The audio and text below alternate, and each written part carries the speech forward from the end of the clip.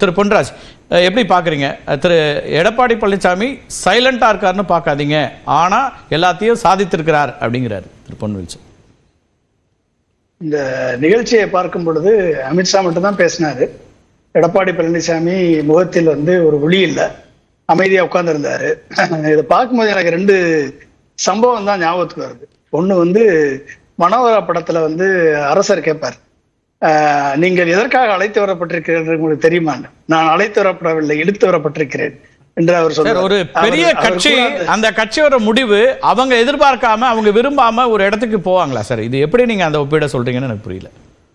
சரி, நீங்க உங்களுக்கு அழைத்து வரப்பட்டிருக்கிறீங்கன்னா நீங்க பேசக்கூடிய உரிமை இருக்கணும்ல. பேசக்கூடிய உரிமை உங்கள்கிட்ட இல்லையா? இங்க பேசவே இல்லையே. நீங்க என்ன சொன்னீங்க? அப்ப நீங்க இல்ல சார், அவர் அவர் இல்ல, நீங்க எல்லாம் பேசிய வகையில பார்த்தா அண்ணாமலையுடைய தலைமை மாற்றப்படணும்னு திரு எடப்பாடி பழனிசாமி விரும்பினார் அப்படின்னா அது நடந்திருக்கிறது. இப்ப மற்ற ஓபிஎஸ் இல்ல டிடிவி தினகரன் விஷயங்கள்ல இல்ல என்ன அவர் மாற்றப்பட்டிருக்காருல்ல. அவருக்கு மாற்ற நாளைக்கு இல்ல, அது இன்னைக்கு என்ன சொன்னாரு அமித்ஷா? ஓ மேடையில வச்சுக்கிட்டு அண்ணாமலை இன்றைக்கு அவர்தான் தலைவர், அவரை வைத்துக் கொண்டுதான் நான் கூட்டணி வைத்திருக்கிறேன் சொன்னா எடப்பாடி என்ன சாதிச்சாரு? நாளைக்கு இல்ல அது. அப்ப நாளை கழிச்சு நீ மாத்திட்டு பேசுன்னு சொல்லியிருக்கணும் எடப்பாடி. அப்ப அங்க he lost his control. அங்க இவருக்கு என்ன கண்ட்ரோல் இருக்கு? அது கிடையாது. அதாவது நீங்க நல்லா புரிஞ்சுக்கணும். நீங்க ராமாயணத்துல ராவணன் மாயமான காமிச்சு சீதையை தூக்கிட்டு போவார். அப்ப இன்றைக்கு இந்த மாயமான் தான் நயினார் நாகேந்திரன். அந்த மாயமான காமிச்சு அதிமுக என்ற சீதையை தூக்கி போயிட்டாங்க. அட்லீஸ்ட் ராமருக்கு 14 வருஷமாச்சு கிடைச்சது மீட்பதற்கு. அதிமுகவுக்கு இந்த 14 வருடம் கிடைக்காது. ஏன்னா அதிமுக எப்படி சிவசேனாவை ஏக்நாத் சிண்டே வைத்து விழுங்கியதோ பிஜேபி, அதே போல நிதிஷ்குமாரை காலி பண்ணியதோ, எப்படி அஜித் பவாரை வைத்து சரத் பவாரை காலி பண்ணியதோ, எப்படி அகாலிதளத்தை காலி பண்ணியதோ, அதே மாதிரி அதிமுக என்ற சீதையை இன்றைக்கு இழந்து விட்டு இவர்கள் என்ன பேசுவது என்று தெரியாமல் உட்கார்ந்து இருக்கிறார்கள். இதுதான் நான் பாக்குறது. இல்லையா கண்டிஷன்ஸ்ல இப்ப காமன் மினிமம் ப்ரோக்ராம் வராங்க சார் அப்படின்னா என்ன அர்த்தம்? அதிமுகவுடைய சில எதிர்பார்ப்புகள் இருக்கு அல்லது முரண்கள் இருக்குன்னா அதுல ரெண்டு பேரும் ஒரு ஒத்திசைவுக்கு நாங்கள் முடிவெடுப்போம், அதான அதோட அடிப்படை. காமன் மினிமம் ப்ரோக்ராம்னா என்னன்னாங்க, ரெண்டு கட்சி இப்ப எலெக்ஷனுக்கு வருது. எலெக்ஷனுக்கு முன்னால ரெண்டு கட்சியுமே ஆட்சியில இல்ல. நாங்க ரெண்டு பேருமே ஆட்சிக்கு வந்த பிறகு இந்த காமன் ப்ரோக்ராம்ல நாங்க ரெண்டு பேரும் சேர்ந்து ஒர்க் பண்ணி இந்த ப்ரோக்ராமுக்கு தான் நாங்க ஒர்க் பண்ணுவோம்னு அர்த்தம். ஆல்ரெடி பிஜேபி 11 வருடங்களாக ஆட்சியில் இருக்கிறது. ஆல்ரெடி பிஜேபி தான் நீட் அது மத்தியில இருக்கிறது. மாநில அரசு இப்ப நடக்கிறது சட்டமன்ற தேர்தல் தான். நான் கேட்கிற ஒண்ணுதான் சார், நீட்டு உங்களுக்கு விளக்கு வேணும்னு நீங்க கேட்டிருக்கீங்களா? ஏடிஎம்கே கேட்டுச்சா இல்லையா? கேக்குறாங்க. கேட்டுச்சுல, ரைட். திமுகவால கொண்டாட முடியல, திமுகவுக்கு ரகசியம் தெரியலன்னு வச்சுக்குவோம். ஓகே, இன்னைக்கு நீங்க கூட்டணி போறீங்க. இன்றைக்கு ஆட்சியில் இருக்கக்கூடிய பிஜேபி இந்த கோரிக்கையை ஏற்குமா? 2024 காங்கிரஸ் ராகுல் காந்தி திமுகவின் கோரிக்கையை ஏற்று நாங்கள் ஆட்சிக்கு வந்தால், திமுகவும் இந்தியா கூட்டணி ஆட்சிக்கு வந்தால் நாங்க விலக்கு கேட்கக்கூடிய தமிழகத்திற்கு விலக்கு அளிப்போம் என்று சொல்லி உறுதி கொடுத்தாங்களா இல்லையா? இன்னைக்கு உறுதி கொடுக்கிற நிலையில பிஜேபி இல்ல, செயல்படுத்த வேண்டிய நிலையில பிஜேபி ஆட்சியில இருக்கிறது. இன்றைக்கு இதை எடப்பாடியால் வாங்கி தர முடியுமா? இதவே இந்த 10 மாதம் இருக்கு, இந்த 1 வருஷம் வச்சுக்கோங்களேன், ஓராண்டு இருக்கு. இந்த ஒரு வருடத்துல ஓராண்டு, இந்த ஓராண்டுல நீட்டு விலக்கை எடப்பாடியால் வாங்கி தர முடியும் என்று சொன்னால், திமுகவில் வாங்கி தர முடியாததை, திமுக சீக்கிரட்டா எங்கிட்ட ரகசியம் இருக்குன்னு சொன்னதை செய்ய முடியாததை அதிமுக சாதித்து காண்பித்தது. தமிழகத்திற்கு மட்டுமல்ல, எந்த மாநிலம் விலக்கு கேட்டதோ அந்த மாநிலத்திற்கு விலக்கு அளிக்கிறோம் பிஜேபி என்று பாராளுமன்றத்திலே சட்டத்தை திருத்துவார்களா? ஓராண்டுல நடக்காதுன்னு நினைக்கிறீங்களா? என்ன செய்ய சொல்லுங்க, செஞ்சா தமிழக மக்கள் ஓட்டு போட்டு போறாங்க. மும்மொழி திட்டத்தை நாங்கள் தமிழகத்தில் மீண்டும் மீண்டும் திணிக்க மாட்டோம், உறுதி வாங்க முடியுமா எடப்பாடியால? 2152 கோடி இந்த நிதி உதவியை பிஎம்சி திட்டத்தோட இணைத்து நாங்க கான்ஸ்டிடியூஷனுக்கு விரோதமா செயல்பட மாட்டோம், இந்த உறுதி வாங்க முடியுமா? எடப்பாடியால் வாங்க முடியுமா?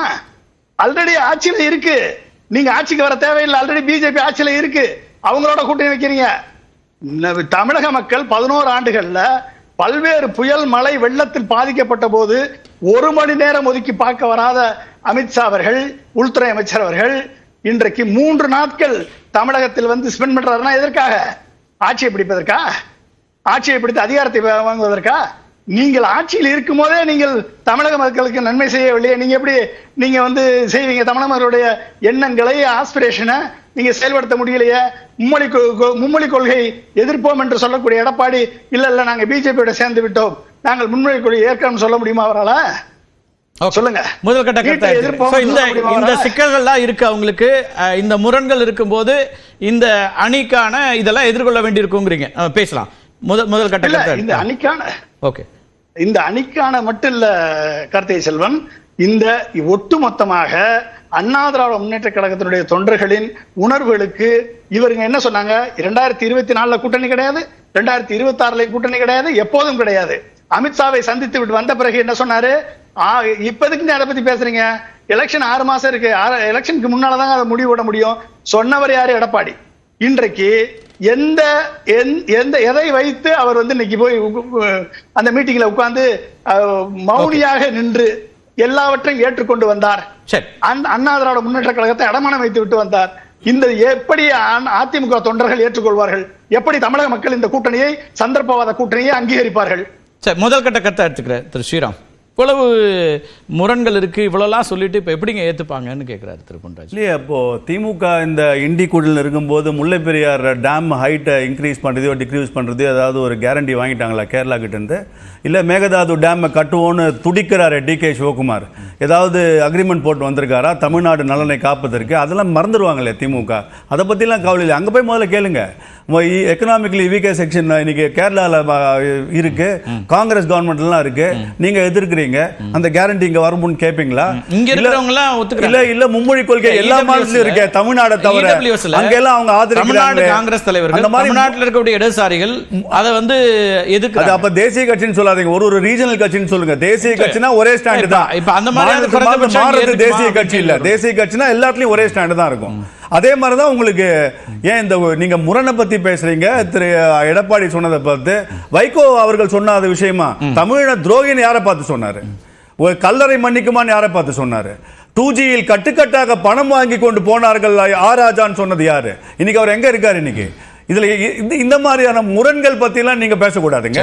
இதுல நிச்சயமாக ஒரு இன்னைக்கு முதல்ல உங்களுக்கு இந்த அதிமுக நான் என்ன சொல்றேன், அரசியல் முரண்கள் ஓகே, நான் என்ன சொல்றேன், நீங்க தான் இல்ல இல்ல நான் புரிஞ்சிருச்சு, நான் சொல்லிடுறேன். நீங்க தான் வின் பண்ண போறீங்களே, அதிமுக பாஜக கூட்டணி வந்தா எங்களுக்கு நல்லது, நாங்க கொண்டாடுறோம்னு சொல்லணும்.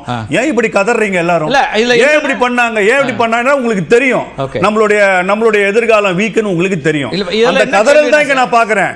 உங்களுக்கு வந்து நல்லதா இருந்தா அதிமுக பிஜேபி சேர்ந்தா என்ன, சேராட்டி உங்களுக்கு என்ன பிரச்சனைனா, இப்ப எல்லாருமே பேசிட்டு தான் இருந்தாங்க. இவங்க பேசுறதெல்லாம் கதறல்னு சொன்னா நீங்க கொஞ்சம் வால்யூம் கூட்டி பேசுறீங்க, அது வேற மாதிரி ஆயிடும். எனக்கு ஜாலியா அது என்ன சொல்றது? அப்புறம் எனக்கு ஜாலியா இருக்கு. நான் கதறல்ல, எனக்கு இந்த கதறலை பார்த்தா எனக்கு அவங்க டிஃபைன் பண்றதா? எங்களுக்கு எல்லாம் சூப்பர் சூப்பர்னு சொன்னவங்க